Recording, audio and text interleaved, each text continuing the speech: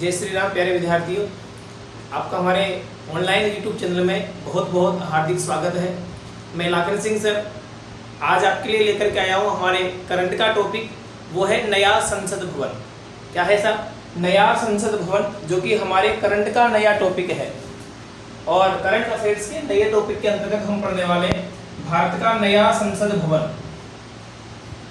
भारत का नया संसद भवन, new parliament building of India. Bharat का नया संसद भवन, भारत का नया संसद भवन।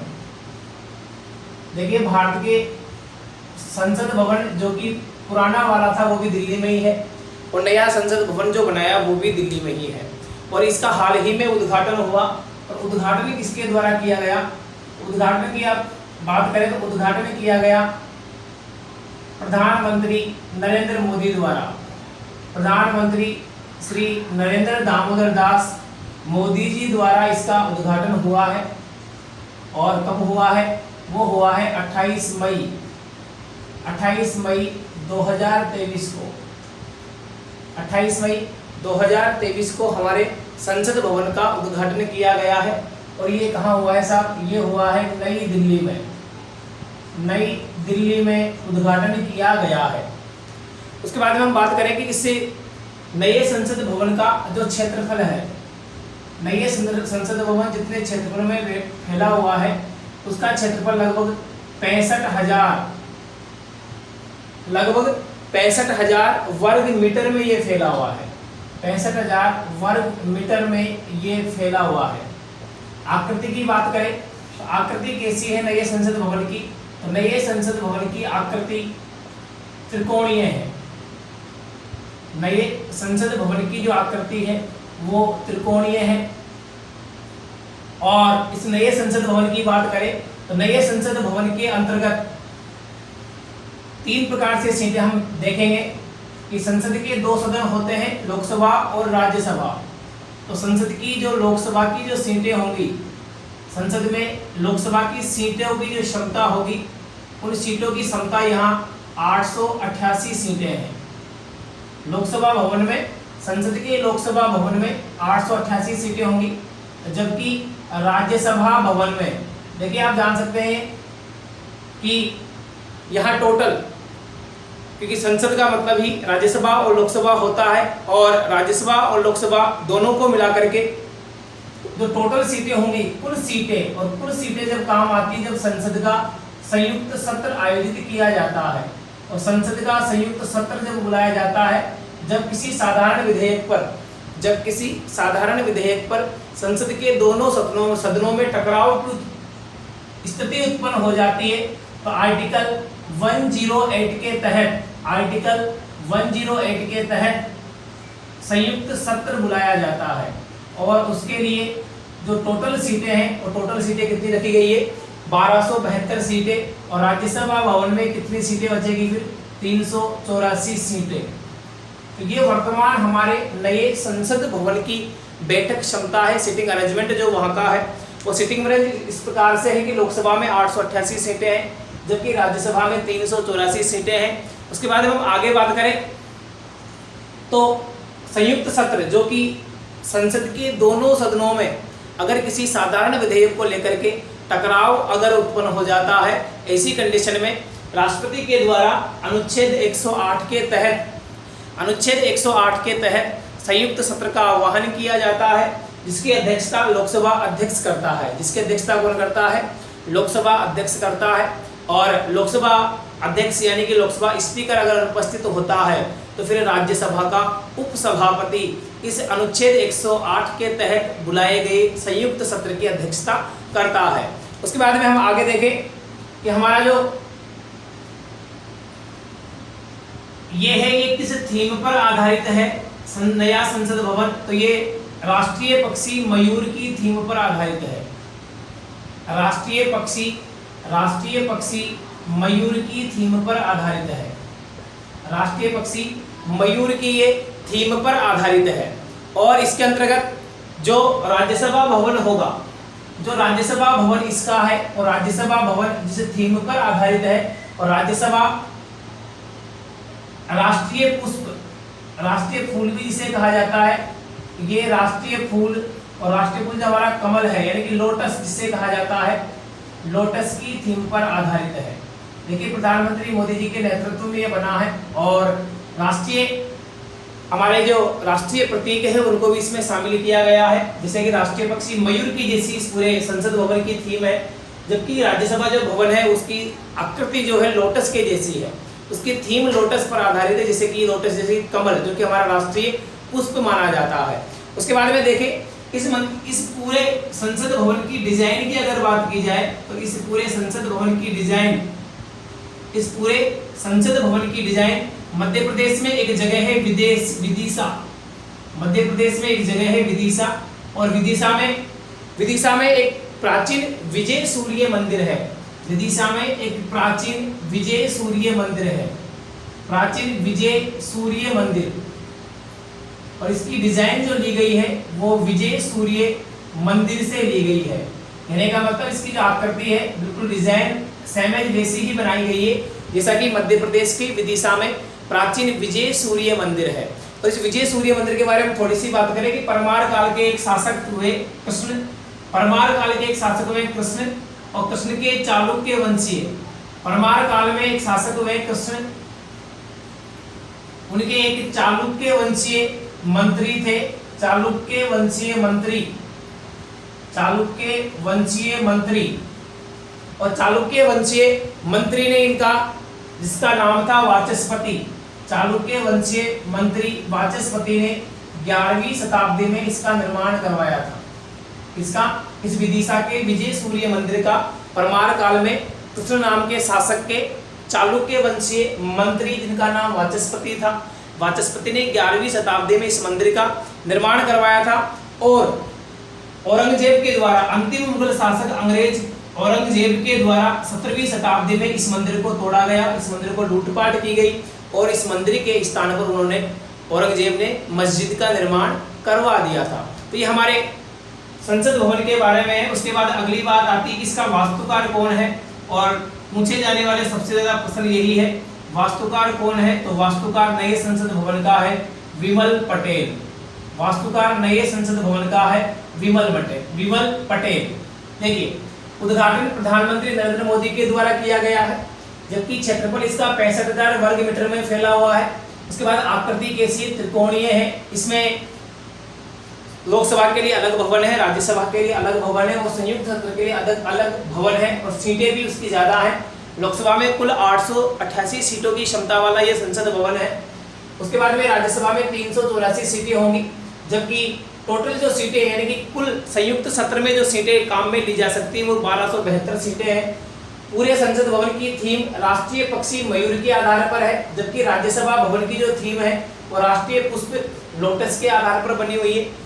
इसकी डिजाइन जो है विदिशा के विजय सूर्य मंदिर की जैसी है, और विजय सूर्य मंदिर जो विदिशा में है इसका निर्माण 11वीं शताब्दी में परमार काल में कृष्ण नाम के शासक के चालुक्य वंशीय प्रधानमंत्री वाचस्पति ने 11वीं शताब्दी में करवाया था, और 17वीं शताब्दी में मुगल शासक औरंगजेब ने इस मंदिर के ऊपर आक्रमण किया, इस मंदिर को तोड़फोड़ किया, और उसके ऊपर क्या बना दी, उसने मस्जिद बना दी, और इसके वास्तुकार माने जाते हैं विमल पटेल को, विमल पटेल को इसका वास्तुकार माना जाता है।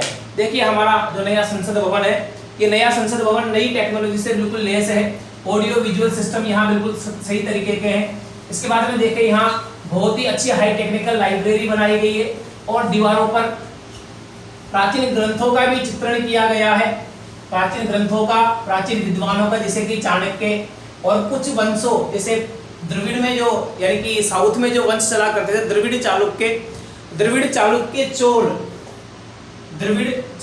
और चोल आदि साम्राज्य के भी, द्रविड़ चालुक्य चोल यहाँ की संस्कृति का भी यहाँ पर इन्होंने दीवारों पर चित्रण किया है। और जैसे चाणक्य बहुत बड़े राजनीतिक हुए, उसके अलावा धर्म ग्रंथों का भी, रामचरितमानस, रामायण, महाभारत के भी यहाँ दृश्यों का चित्रण किया गया है दीवारों पर। प्राचीन काल के भारत का नक्शा भी यहाँ पर दिखाया गया है, जो पहले जनपद वगैरह हुआ करते थे उस जमाने के प्राचीनतम तरीके से, ऐतिहासिक तरीके से धातु की मूर्तियाँ, अष्टधातु की मूर्तियाँ भी इन्होंने यहाँ लगवाई है।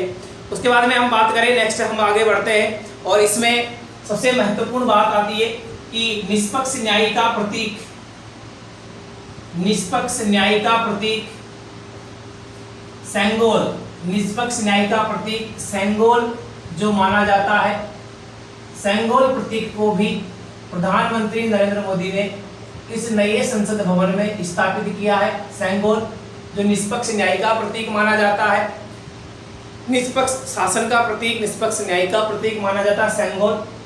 और ये सेंगोल विशेष रूप से लोकसभा अध्यक्ष की सीट के पीछे, लोकसभा अध्यक्ष की सीट के पीछे वाले हिस्से में स्थापित किया गया है सेंगोल। और सेंगोल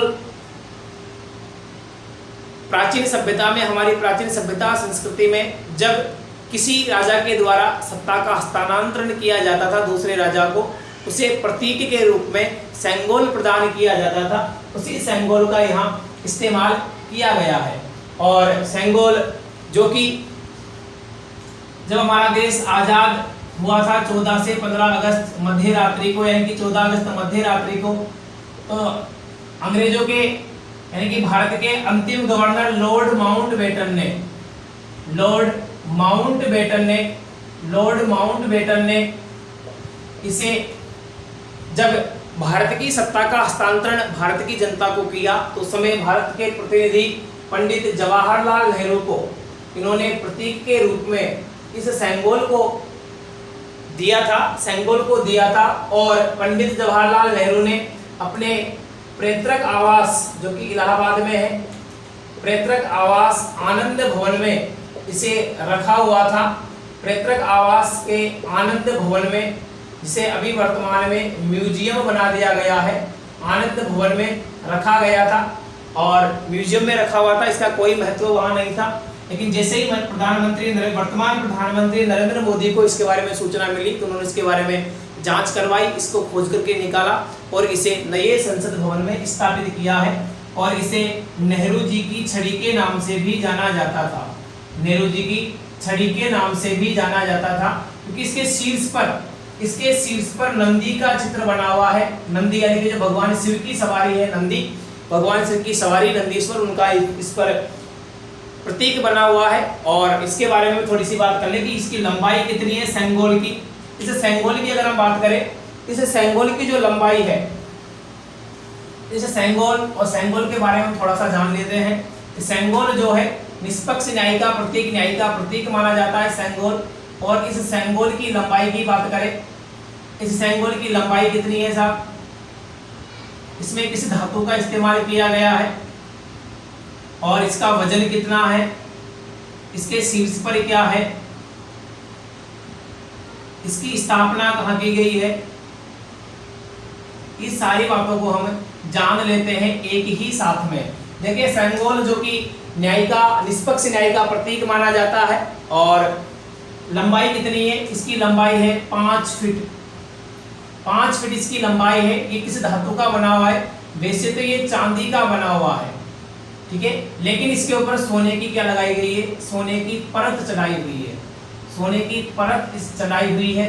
उसके बाद में वजन की बात करें तो वजन इसका 800 ग्राम के लगभग है। और शीर्ष पर इसके नंदी की आकृति बनी हुई है, कुछ फूल पत्ती लक्ष्मी वगैरह की भी तस्वीरें इसके अंतर्गत हैं। और ये हमारी सनातन धर्म संस्कृति का प्रतीक भी है। स्थापना इसकी कहाँ की जाएगी, लोकसभा अध्यक्ष की सीट के पीछे, लोकसभा अध्यक्ष की सीट के पीछे वाले हिस्से में इसकी स्थापना की जाएगी। इसका जो निर्माण है, इसके तमिलनाडु का एक मठ है, धार्मिक मठ, तमिलनाडु के धार्मिक मठ, और उस धार्मिक मठ का नाम है थिरुवदुथुरै, उस मठ का नाम है थिरुवदुथुरै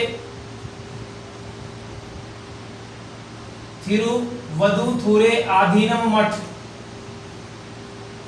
यहाँ के मुख्य महंत ने ये एक बंबई के हीरा व्यापारी से इसका निर्माण करवाया था, बंबई के एक हीरा व्यापारी से इसको बनवाया गया था।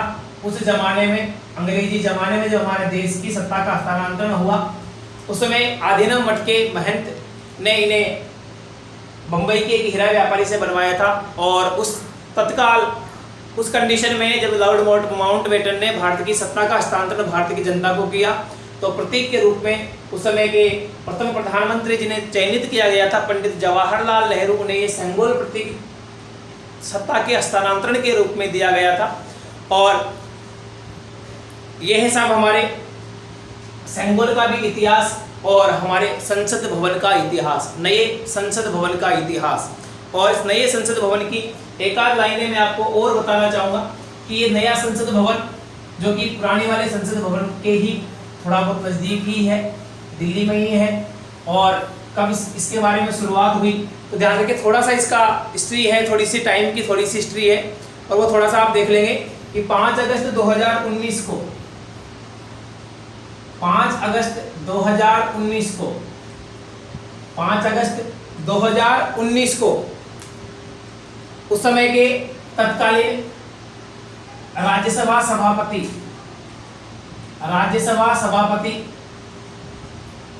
और उस समय के राज्यसभा सभापति थे एम वेंकैया नायडू 2019 में राज्यसभा के सभापति यानी कि उपराष्ट्रपति एम वेंकैया नायडू ने लोकसभा बिल्डिंग बनाने का प्रस्ताव रखा था। लोकसभा बिल्डिंग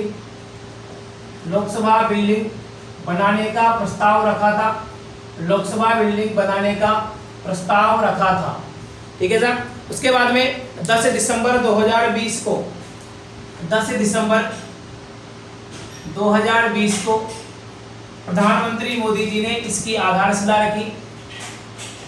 इसकी आधारशिला प्रधानमंत्री मोदी जी के द्वारा इसकी आधारशिला रखी गई, नींव का कार्य प्रारंभ हुआ। और आप जानते हैं देखते ही देखते लगभग 28 मई 2023 को तो इसका उद्घाटन ही हो गया। 28 मई 2023 को तो इसका क्या हो गया, उद्घाटन ही हो गया।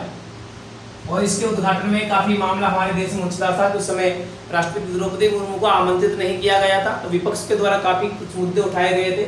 और ये बिल्कुल वास्तुशास्त्र के अनुसार बना हुआ है और काफी अच्छे ढंग से संस्कृति का, द्रविड़ संस्कृति का भी इसमें काफी इस्तेमाल हुआ है और द्रविड़ संस्कृति को काफी अच्छे तरीके से दिखाया गया है। सरदार वल्लभ भाई पटेल, महात्मा गांधी वगैरह के स्लोगन्स वगैरह भी यहाँ अच्छे तरीके से प्रस्तुत किए गए हैं। तो ये आपका नया संसद भवन है। मैंने कोशिश की है आपको समझाने की और आशा करता हूँ आपको ये वीडियो समझ में आया होगा। और आप हमारे चैनल को अपने मित्रों के साथ में शेयर कीजिएगा, लाइक कीजिएगा, कमेंट कीजिएगा। कोई कमी होगी तो आप उसे बताएंगे और सब्सक्राइब कीजिएगा। तब तक के लिए बहुत बहुत धन्यवाद। जय श्री राम।